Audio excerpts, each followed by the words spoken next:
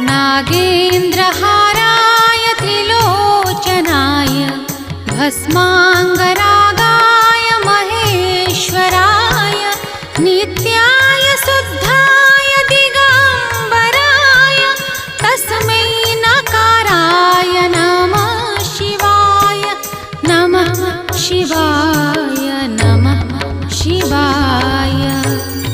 जाहांकर कंठ देशरे सर्पहार, जाहांकर तीनोटी नेत्र, जाहांकर सारा देहरे भस्म बा विभूति अनुलेपित, 10 दिग जाहांकर वस्त्र स्वरूप अर्थात जे उलग्न सेही शुद्ध अविनाशी नकार स्वरूप शिवंकु मु नमस्कार करुछि।